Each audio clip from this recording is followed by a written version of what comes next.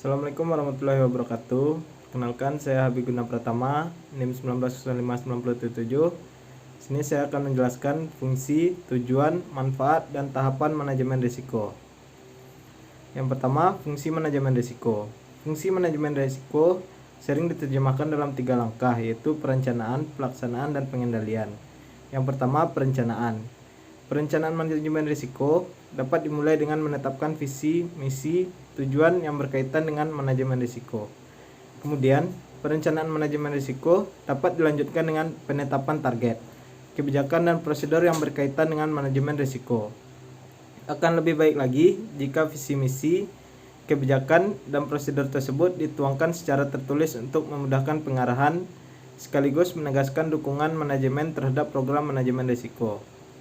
Yang kedua, fungsi pelaksanaan. Pelaksanaan manajemen risiko meliputi aktivitas operasional yang berkaitan dengan manajemen risiko.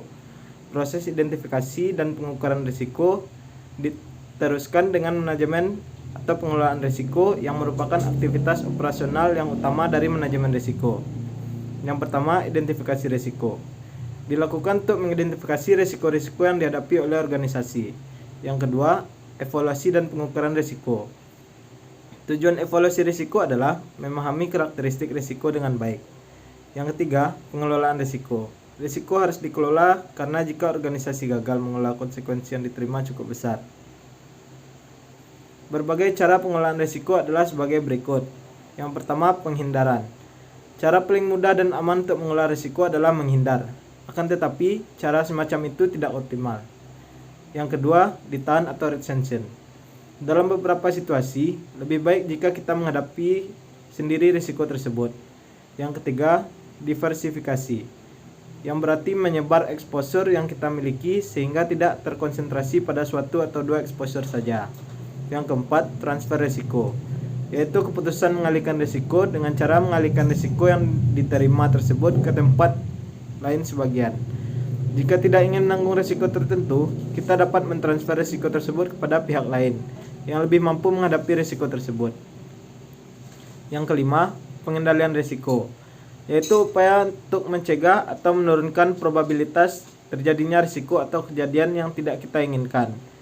Keputusan mengontrol risiko adalah dengan cara melakukan kebijakan antisipasi terhadap timbulnya risiko sebelum risiko itu terjadi. Yang keenam, pendanaan risiko, yaitu upaya untuk mendanai kerugian yang terjadi jika suatu risiko muncul. Keputusan pendanaan risiko menyangkut penyediaan sejumlah dana sebagai cadangan untuk mengantisipasi timbulnya risiko pada kemudian hari, seperti perubahan nilai tukar dolar terhadap mata uang domestik di pasaran. Selanjutnya, yang ketiga, yaitu pengendalian. Meliputi evaluasi secara periodik pelaksanaan manajemen risiko, output pelaporan yang dihasilkan oleh manajemen risiko, dan umpan balik. Selanjutnya, yaitu tujuan dari manajemen risiko. Secara umum, ada 6 tujuan dilakukannya manajemen risiko ini, yaitu sebagai berikut. Yang pertama, melindungi perusahaan. Tujuan manajemen risiko yang pertama adalah untuk memberikan perlindungan kepada perusahaan dan tingkat risiko yang signifikan yang dapat menghambat proses pencapaian tujuan dari perusahaan tersebut.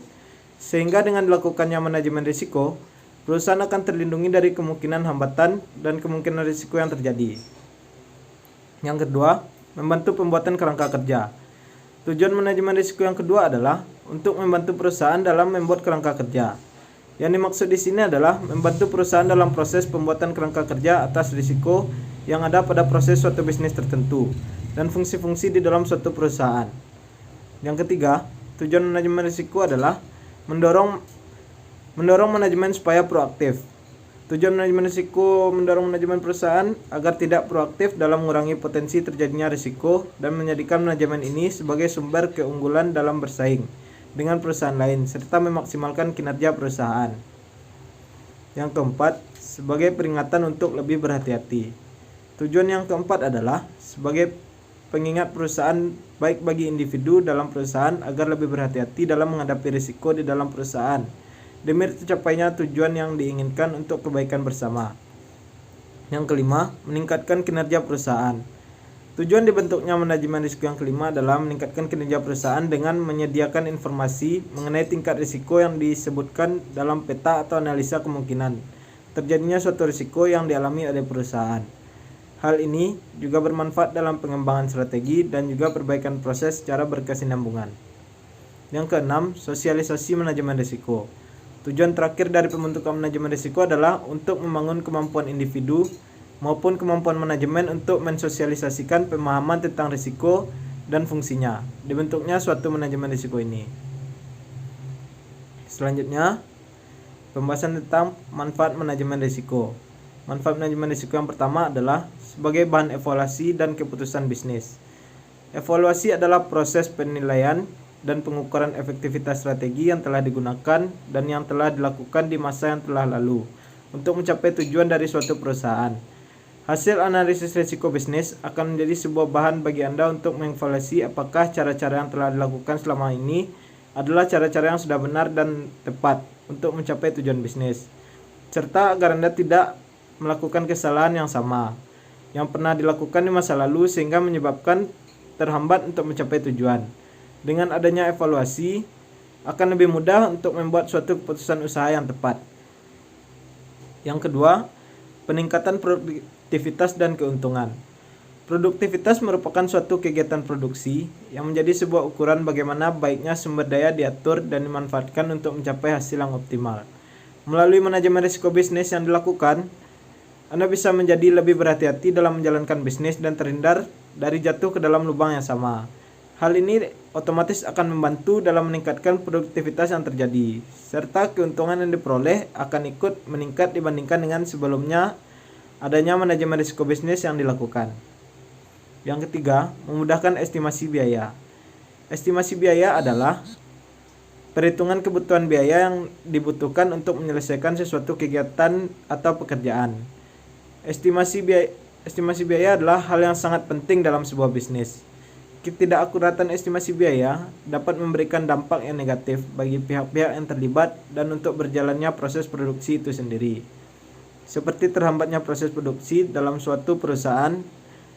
Dengan adanya analisa serta manajemen risiko akan mempermudah untuk menghitung estimasi biaya yang dibutuhkan, seperti estimasi biaya produksi sendiri.